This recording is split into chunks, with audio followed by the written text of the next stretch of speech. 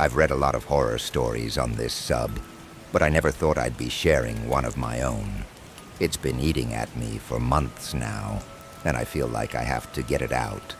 This happened last winter, and it's been hard to even put it into words, but I'll try. I live in a small town near the mountains. Not much to do except for hiking, fishing, and the occasional bonfire with friends. It's peaceful here, and that's exactly why I love it. But last winter, things changed. It all started with the cabin. A friend of mine, Daniel, had rented a secluded cabin for a weekend getaway.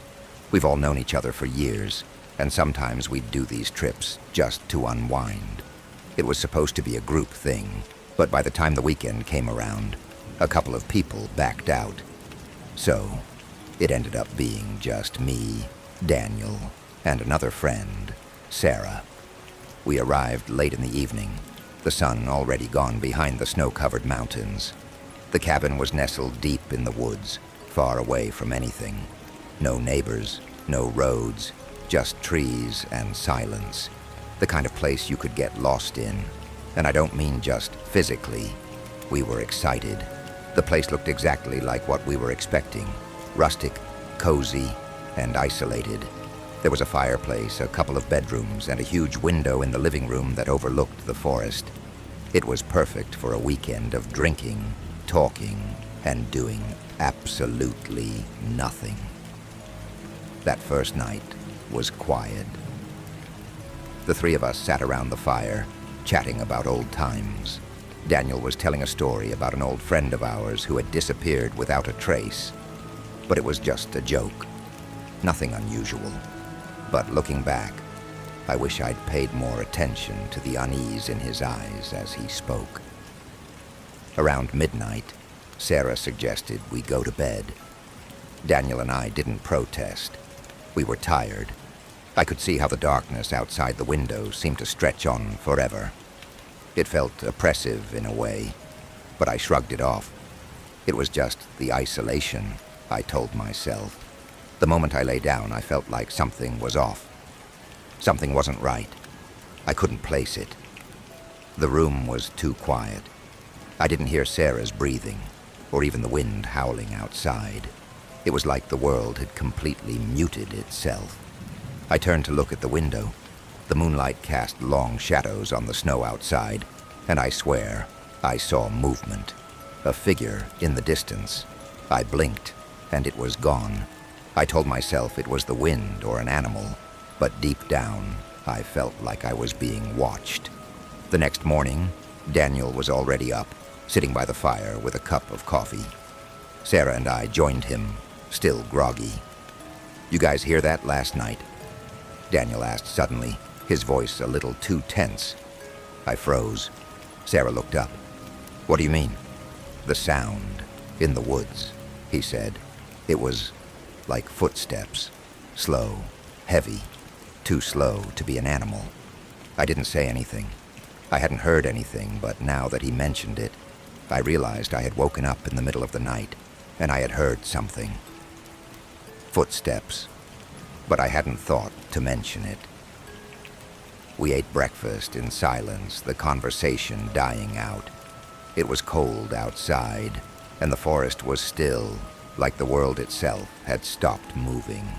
We decided to take a walk in the woods, trying to clear our heads. The snow crunched beneath our boots as we walked deeper into the trees.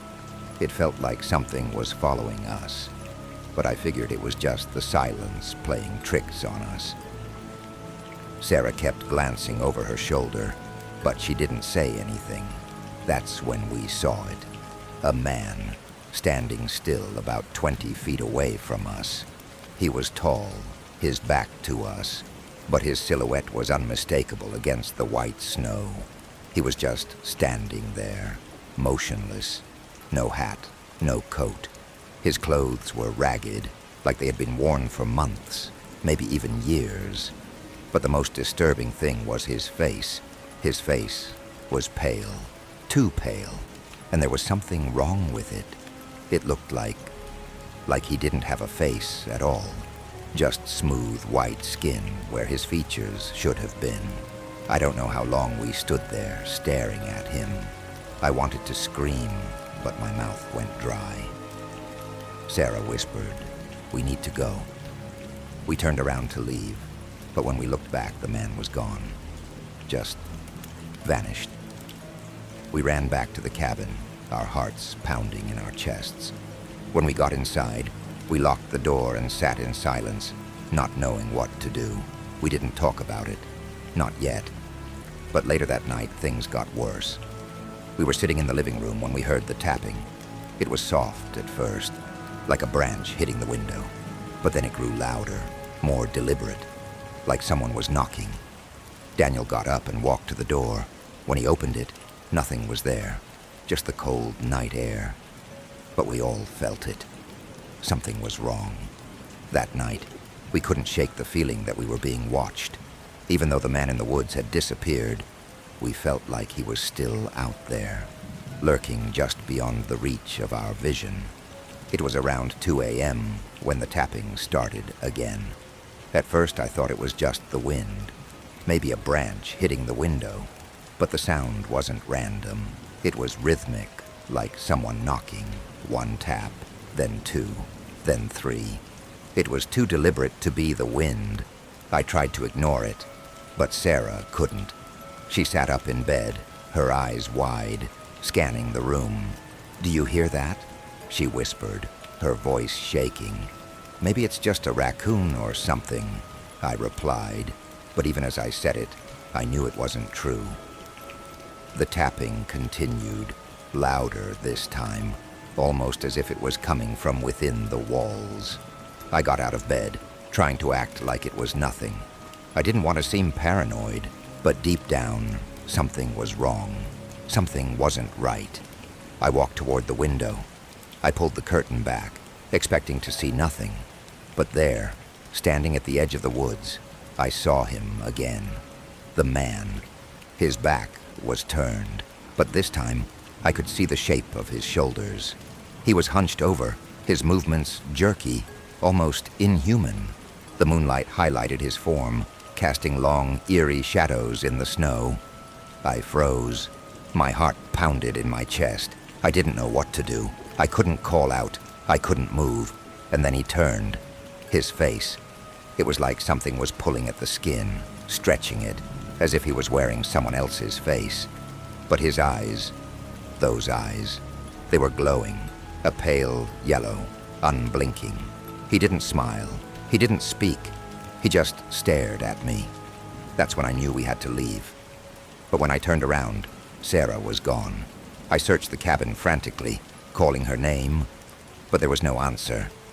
Daniel had already woken up, his face pale, as he asked me what was going on. I told him Sarah was missing. He looked at me like I was crazy, but I didn't care. We checked the whole cabin, every room, every closet. She was nowhere to be found. The door was locked from the inside, and the windows hadn't been opened. There was no way she could have left. But then I noticed something, a shadow, just at the edge of the hallway. It was moving. I walked toward it, unsure of what I was seeing. When I turned the corner, I saw her, but it wasn't really her. It was Sarah, standing in the corner, staring at the wall, unmoving. Her head was tilted at an unnatural angle, and her body was stiff, like she was frozen in place. I ran to her. "Sarah," I shouted. She didn't respond. Her eyes were wide open, but there was no life in them. She was gone. The room felt colder. I could see my breath. I turned to Daniel, who was standing in the doorway, his face pale as a ghost. "We need to get out of here," I said. But before we could leave, we heard it again. The whispering. It was coming from behind us. I turned around, but the room was empty. No one was there.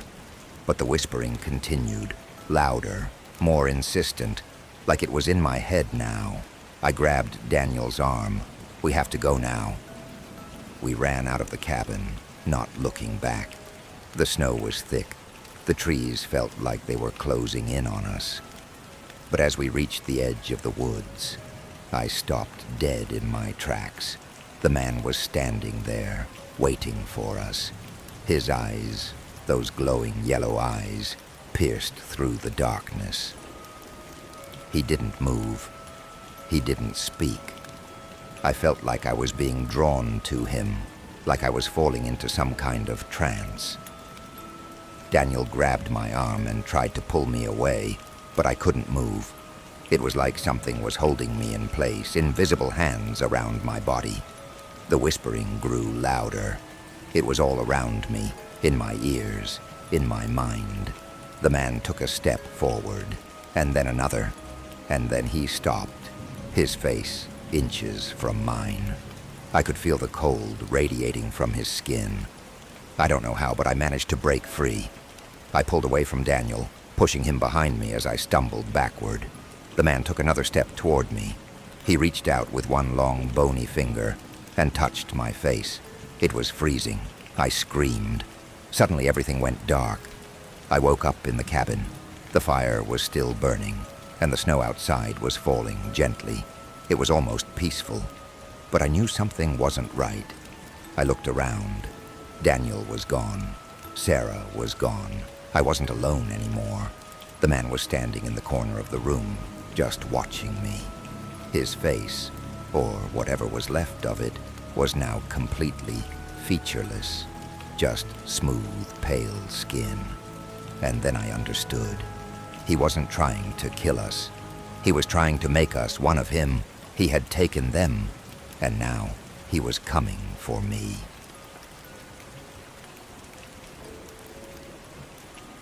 I never believed in ghost stories. Never. But what happened to me last summer changed everything. It started when I got an email from an old friend, Thomas. We hadn't talked in years, but he sent me a message out of the blue, asking if I wanted to join him on a trip to a remote village in the middle of nowhere. He claimed that the place had a rich history, but something about it seemed off.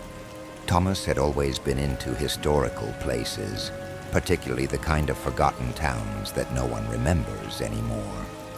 So when he said this village was abandoned, I was intrigued. The email was cryptic, but it piqued my curiosity. He mentioned a local legend, something about a curse that haunted the village for centuries. But like I said, I didn't believe in that kind of thing. I thought it would be a fun adventure, just a couple of days exploring an old town with a dark past. I agreed. We drove for hours, deep into the mountains, away from civilization. The roads grew narrower, the trees thicker, and the air colder. The farther we went, the more isolated we felt. It was like we were entering another world, far removed from anything we knew. When we arrived, it was almost dusk. The village was eerie, almost like something out of a dream or a nightmare. There were no cars, no people, just crumbling stone houses, overgrown streets, and broken windows. The place had a strange stillness, like it was stuck in time. The air smelled musty, as though it hadn't been disturbed in years. I knew it would be this way, Thomas said, a hint of excitement in his voice. I wasn't sure if it was excitement or just nerves, but I followed him anyway. We decided to stay in one of the larger houses. It was the only one that still had a roof intact, though it was barely standing. The moment we stepped inside, I felt the temperature drop. It wasn't just the cold air. It was something else. Something unnatural. We explored the house, but I couldn't shake the feeling that we weren't alone. There were strange marks on the walls, symbols I couldn't understand. And in one of the rooms, there was an old, tattered book, its pages yellowed with age. The text was in a language I didn't recognize, but the cover was marked with a symbol I couldn't forget. A symbol that looked strangely familiar, like I had seen it somewhere before. That night we slept in shifts, but around 2 a.m. I woke up to the sound of whispers. At first I thought it was just the wind, but it didn't stop. It was like someone was standing right outside the door, speaking in hushed tones. though I couldn't understand the words. I lay there, my heart racing, listening, and then I heard something else, a faint scratching sound, like nails dragging across the wooden floor. I tried to ignore it, but the sounds grew louder. I slowly crept out of bed, careful not to wake Thomas. The house creaked under my feet as I moved toward the door. When I opened it, I saw something that made my blood run cold, a figure standing in the hallway. It was just a shadow at first, but as I stepped closer, I saw it more clearly. It was a woman, her face hidden beneath a veil. Her clothes were old, tattered, like they had been worn for decades. But the most disturbing part? She was standing perfectly still, like she was waiting for something. I tried to speak, but no words came out. She turned her head slowly, almost mechanically, and looked at me. Her eyes were empty, hollow, and then, in a voice barely above a whisper, she spoke. "You shouldn't be here." I stumbled back, my heart hammering in my chest. I couldn't move. I couldn't breathe. She took a step forward, her gaze never leaving mine. And then she vanished. I didn't sleep the rest of the night. I stayed awake, staring at the door, waiting for something else to happen. But when morning came, the village was quiet again. The sun was up, casting a pale light on the abandoned buildings. Everything seemed normal, too normal. Thomas had no memory of the events from the night before. He shrugged it off as a nightmare, but I knew what I saw. We spent the rest of the day exploring the village, trying to find some clues about its past. We found old church ruins and decaying buildings, each more disturbing than the last. But the further we went, the more unsettled I became. There was something wrong with this place. It wasn't just the isolation. It wasn't just the eerie silence. It was the feeling that something was watching us, following us. As we entered what looked like the village's town square, I saw something on the ground, a set of footprints. They led straight to the church ruins. Thomas and I followed them, though I was hesitant. The closer we got, the more I felt an overwhelming sense of dread. When we reached the ruins, we saw something we weren't prepared for. A circle, drawn on the ground with chalk, surrounded by strange symbols. And in the center of the circle, a human skull. We stepped closer, our curiosity getting the best of us. And that's when I heard it again, the whispering. It was everywhere, surrounding us. And I knew deep down that the village had a secret, a dark, horrifying secret. I don't know how much time passed after that. It felt like hours, but I wasn't sure. The air grew colder, and the shadows in the village seemed to stretch longer. And then it hit me. The symbol I had seen on the book. The same one that had been drawn in the circle. This wasn't just a village. It was a trap. A ritual was being performed here. A dark, ancient one. And we were part of it. That night I couldn't sleep again. The whispers were louder now, closer. They were in the walls, in my head. I felt a presence, a malevolent force pressing in on me. I got up, desperate to leave, but the door wouldn't open. It was locked from the outside. I heard something in the hallway again, and when I looked out, I saw her again, the woman in the veil. But this time, she wasn't alone. There were others, figures in tattered clothes, their eyes hollow and empty. They were standing outside, looking at me, waiting for me. I wanted to scream, but no sound came out. I turned to run, but the room was changing. The walls were closing in. I don't know how I managed to escape, but I did. I ran. I didn't look back. The village was gone when I looked over my shoulder. I still don't understand what happened there. But every night I hear the whispers. I hear the woman's voice. And I know that I wasn't the first to be trapped. It all started with a message from a stranger. I was scrolling through Reddit late one night when I saw a post in a horror forum. The title read, "Stay in my house for a weekend. You'll never want to leave." It caught my attention, not because it sounded like a good idea, but because of the responses. Hundreds of people had already commented, asking for details, sharing their own stories, and some even calling it a prank. But there was one reply that stood out. A man with a profile picture that showed nothing but darkness responded to all the messages with a calm certainty. He claimed to be offering a weekend getaway, free of charge, at an old house deep in the countryside.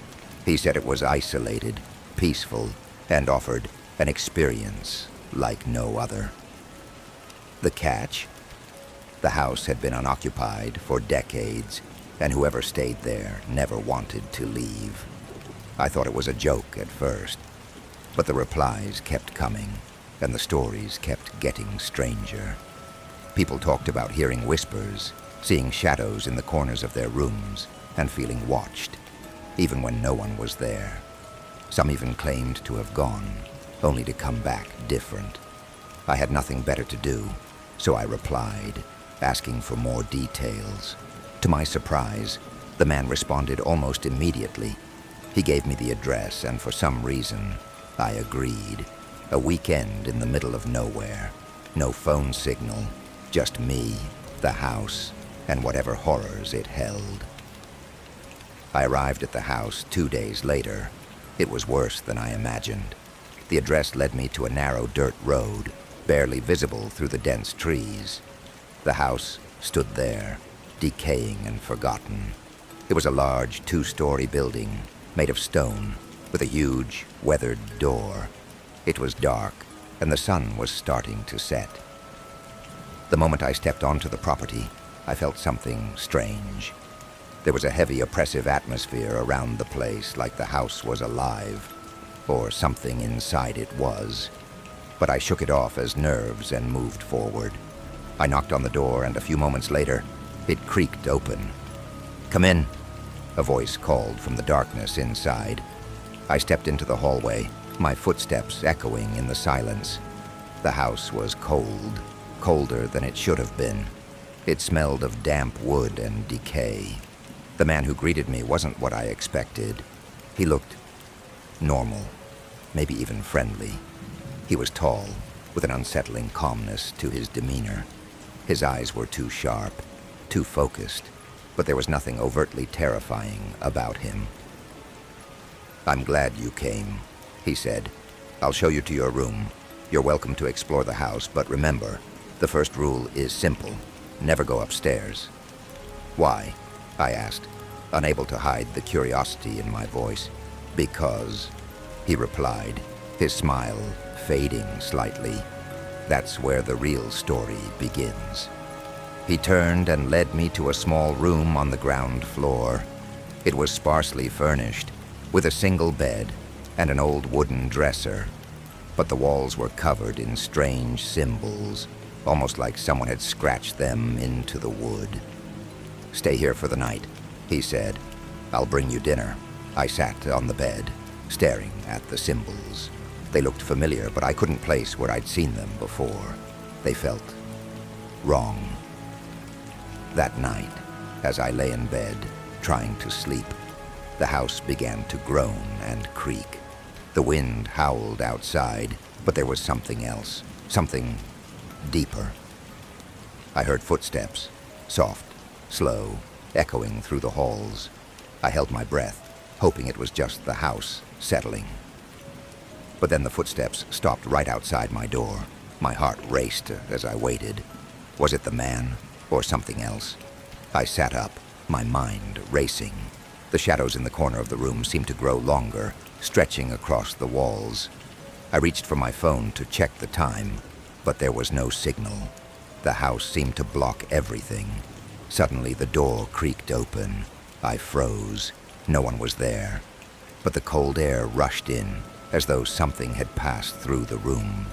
I felt a chill on my neck, like fingers brushing my skin, I turned around quickly, but there was nothing. The whispers started. It was faint at first, barely audible, but as I lay back down, trying to shake it off, the voices grew louder. I could hear them clearly now, calling my name. I sat up again, looking around. Still nothing. But the whispers, they were coming from the walls.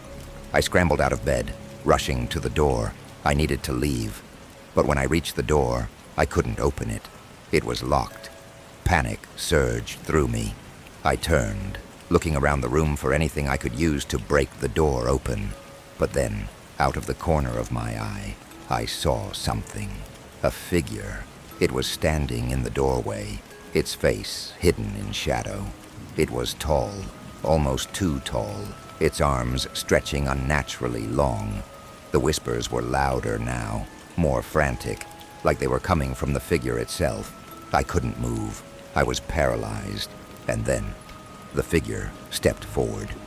Its face, it was a blank canvas. No eyes, no mouth, just smooth, featureless skin. It reached out toward me, and I screamed, but no sound came out. The next morning, I woke up on the floor. The door was open, and sunlight filtered through the broken windows. I could hear birds outside, but everything felt wrong. The man, who I now realized I hadn't seen for hours, appeared in the doorway. His face was different, more sinister. "You saw her, didn't you?" he asked, his voice low, almost sympathetic. "Who?" I asked, my voice shaky.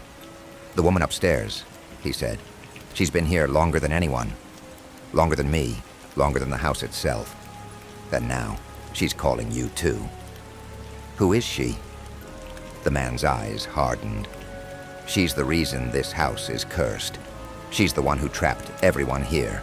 Everyone who ever came, left with a piece of her inside. You're already a part of it now. There's no leaving." The realization hit me like a ton of bricks.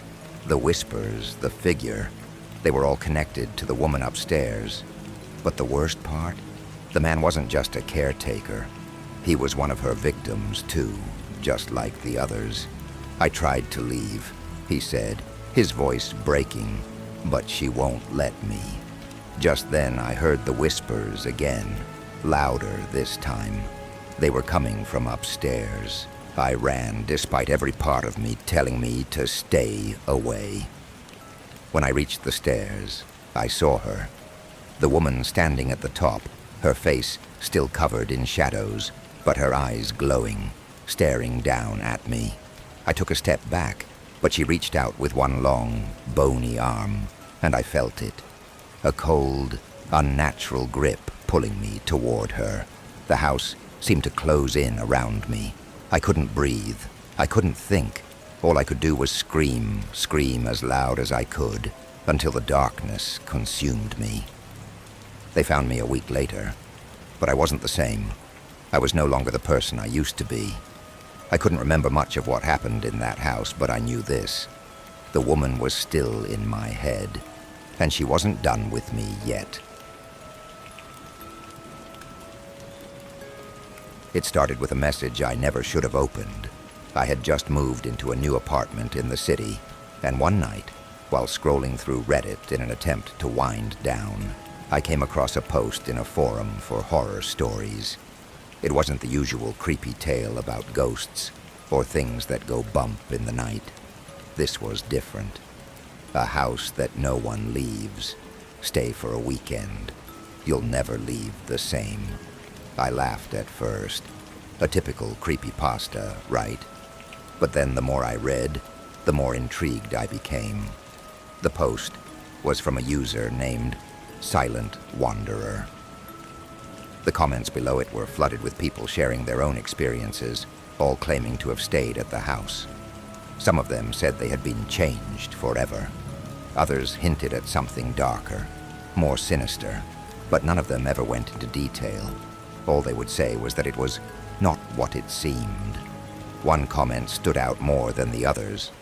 A user named Silent Wanderer replied to a comment that said, "This is just a story, right? Like a legend?" The response was chilling. It's not a story. It's an invitation. The hairs on the back of my neck stood up. There was something about the tone of that message. It was calm, almost too calm, as if he knew something I didn't. I shouldn't have replied. I should have just closed the app and gone to sleep. But curiosity got the best of me, and I typed a quick message asking if the offer was real. Minutes later, I got a reply. It's real. Come if you dare. But once you're inside, you're bound to it. You won't be the same again. I felt a chill run down my spine, but something deep within me pushed me to go. It felt like a test of courage. I'd always been into dark history, paranormal stories, and abandoned places. So I made the decision. I accepted. The next few days were a blur. The address I received was remote, located far away from the nearest town in a dense forest. The journey itself felt like time was slowing down. The further I went, the more the world seemed to disappear. The trees were massive, and the air became thick, almost oppressive. There were no other cars on the road, no signs of life, just an endless stretch of wilderness. As I reached the address, the house stood at the end of a long, dirt driveway. It was large, old, and the windows were dark, like it hadn't been touched in years. The house itself felt like it had been forgotten, abandoned. There was something unsettling about the place, like it was waiting for something or someone. I parked my car in front of the large wooden door, its surface cracked and chipped. Before I could even get out, the door creaked open, and there he was. The man who had invited me.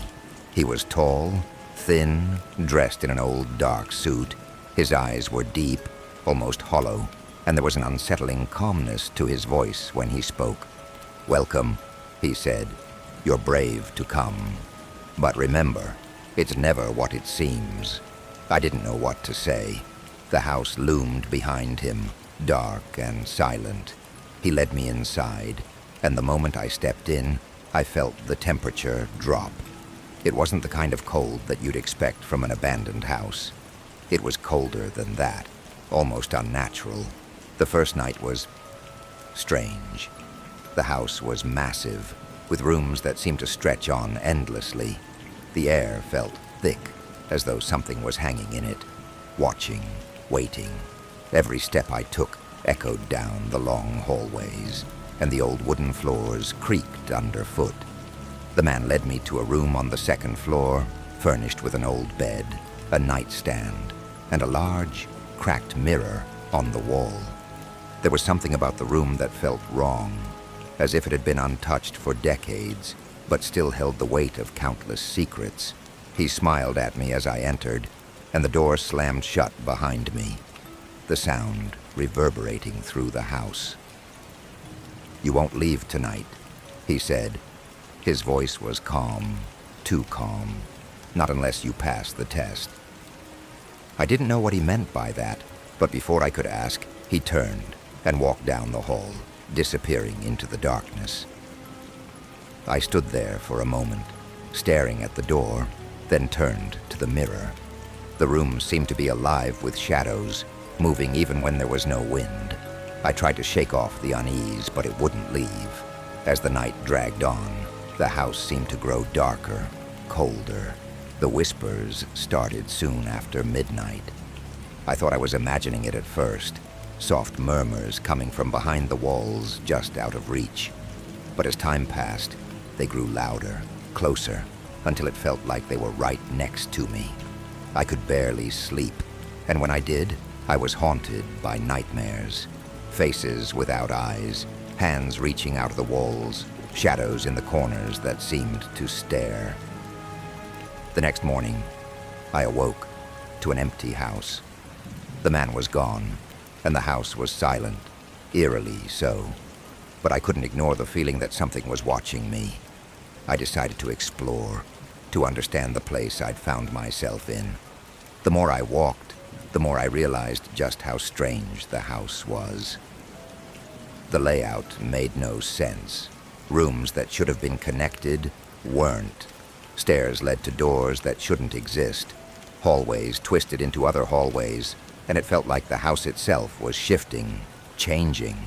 At one point, I opened a door to find a room filled with old furniture, all covered in thick layers of dust.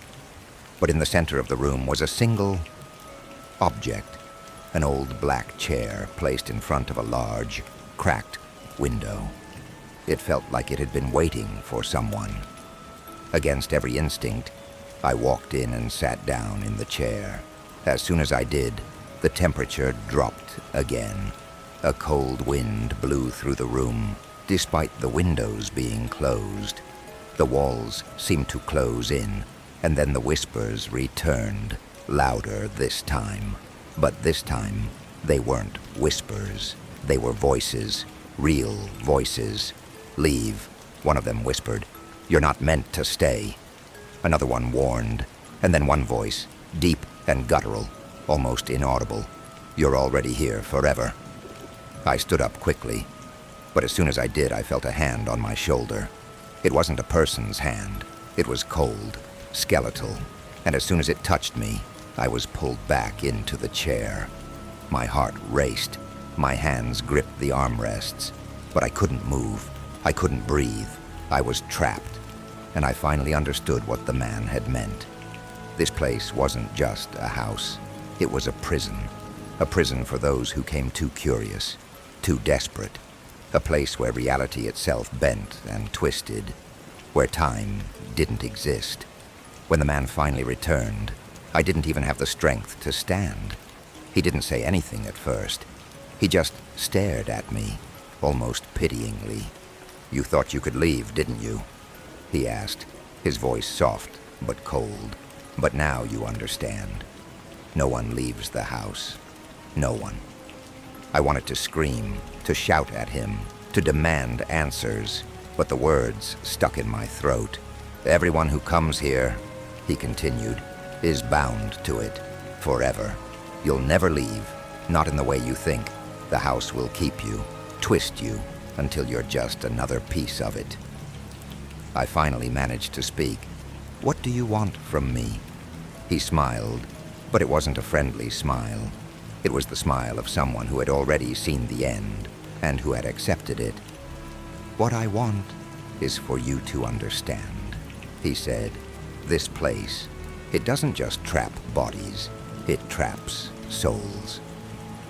I spent the next several hours locked in that room, my mind racing, my body numb. The house seemed to come alive around me, and the more I explored, the darker it became. I began to see things in the corners of my vision. Figures moving in the shadows, faint whispers of long-forgotten words, and faces that stared at me, pleading. But the worst part was when I finally understood. I wasn't just a guest. I was part of the house, part of the curse, and there was no escaping. Days passed, if time could even be measured here. The house no longer felt like a structure. It was a living thing. It watched, it waited, and the worst part was that it began to whisper my name. Each corner of the house seemed to pull at me, drawing me into new rooms, new horrors. Some of the rooms were filled with items I couldn't remember seeing before. Old portraits, old furniture, but as I passed by them, they didn't seem like they were relics of a bygone era. They seemed personal, like they had once been part of someone who had lived here, someone who was still here, somewhere. I wandered through the hallways until I found myself standing before a closed door. This one was different. It felt heavier. The whispers that had been haunting me seemed to crescendo as I reached for the handle. The door creaked open, revealing a room bathed in pale moonlight. And that's when I saw it, what the house was hiding. A mirror, but not just any mirror. It was massive, standing from the floor to the ceiling. The glass was cracked, spider-webbed, and dark. But I saw something inside it, movement. I stepped closer, my breath shallow, and then I saw her. A woman standing in the reflection. Her hair was wild, her eyes black holes, and her skin pale like death itself. She looked like the other figures I'd seen throughout the house. Silent, staring, watching. But as I gazed at her, she did something different. She smiled at me. I stumbled backward, gasping for air, but the house was already pulling me deeper into its grasp. The whispers intensified. It's too late. You belong to her now. You always will. The mirror cracked. It was in that moment I understood. The house wasn't just a trap. It was a prison for souls. And I wasn't the first to be taken.